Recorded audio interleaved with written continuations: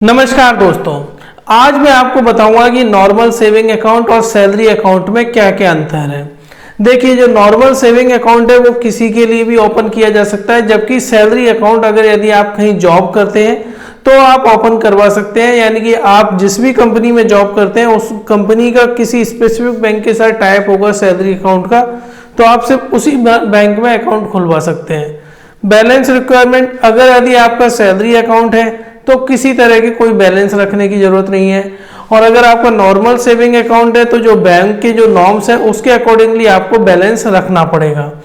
ATM और chequebook salary account में बिल्कुल फ्री मिलती है, जबकि नॉर्मल अकाउंट में ये सब चार्जेबल होता है। अब बात करते हैं आरटीजीएस, एनईएफटी और ड्राफ्ट की फैसिलिटी की।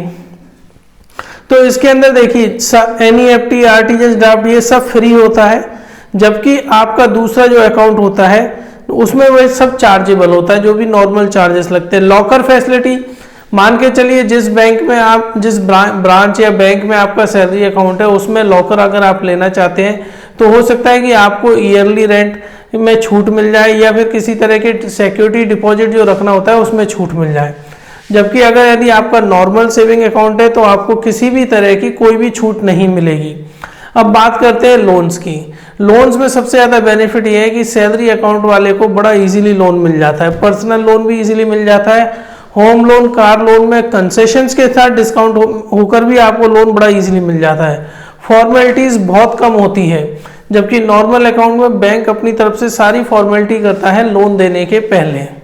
अब रिलेशनशिप मैनेजर की बात करते हैं। अगर यदि आपका सैलरी अकाउंट है तो चांसेस ज़्यादा है कि आपके पास कोई ना कोई रिलेशनशिप मैनेजर होगा।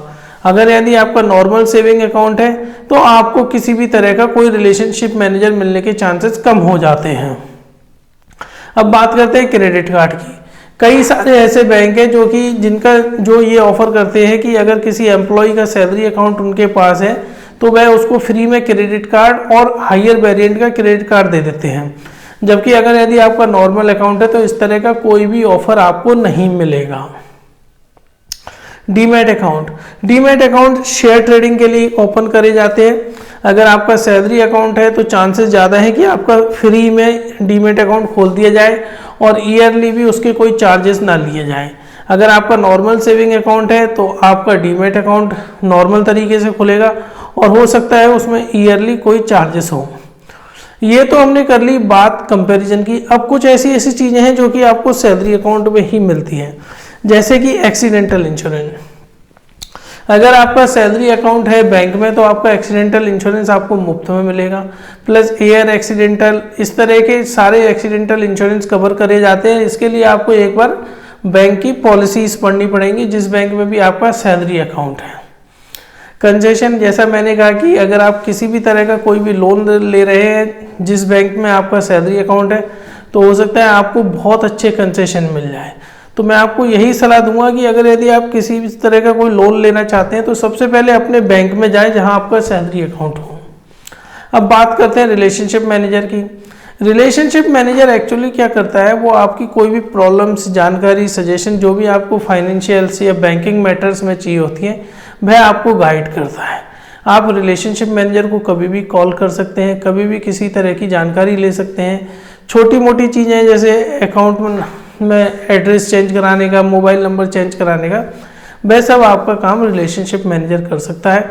अगर आपका सैलरी अकाउंट है तो चांसेस ज़्यादा है कि आपको एक रिलेशनशिप मैनेजर नियुक्त मिल जाए।